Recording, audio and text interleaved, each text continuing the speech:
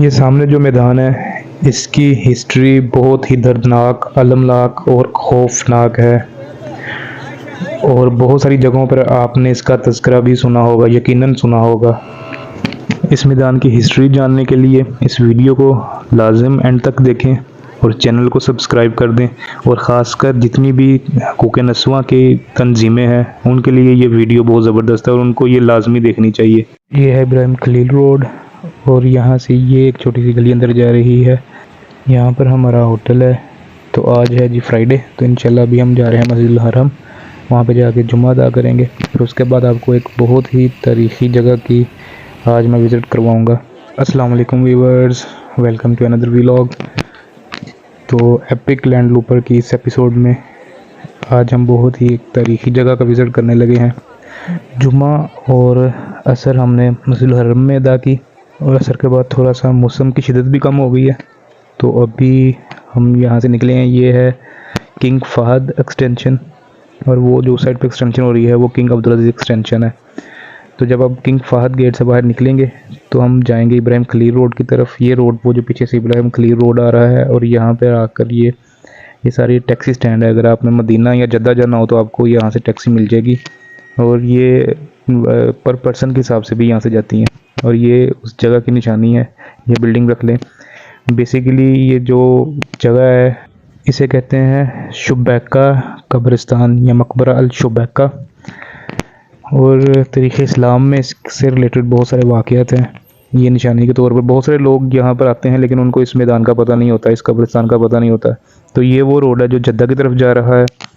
तो जब आप किंग फहद गेट से निकलें तो ये आपको राइट साइड पर पड़ेगा और अगर ये सामने एक बिल्डिंग अल शुबैका के नाम से आपको मरकज़ दुखूल अल शुबैका लिखा हुआ है ये इसके कॉर्नर पर, इस रोड के कॉर्नर पर ये एक रेस्टोरेंट है और ये है मरकज़ खिदमत मैदानी अल शुबैका। बेसिकली अल शुबैका वो कब्रिस्तान है जहाँ पर ज़माना जाहलियत में जो कफ़ार थे वो ज़िंदा बच्चियों को दरगोर करते थे। ये अगर आप वहाँ से फ्लाईओवर के ऊपर हैं जो जद्दा की तरफ रोड जा रहा है तो आपको ये बिल्कुल सामने पड़ेगा मरकज़ मैदान अल शुबैका और इसकी बैक साइड पे वो सारा मैदान है। तो अभी हम आपको उसका विज़िट करवाते हैं।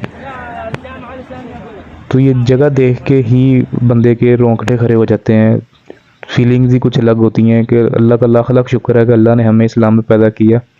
और वो जो आजकल मेरा जिस्म मेरी मर्ज़ी और ये वो सारे ये उनके विज़िट करने की जगह है कि इस्लाम ने औरत को कितने हकूक़ दिए हैं। इस्लाम से पहले यहाँ पर इस जगह पर औरत को ज़िंदा दरगोर किया जाता था, लड़कियों को ज़िंदा दफन कर दिया जाता था, यानी कि लड़कियों को बरा होने की, मुआशरे में रहने की इजाज़त ही नहीं थी।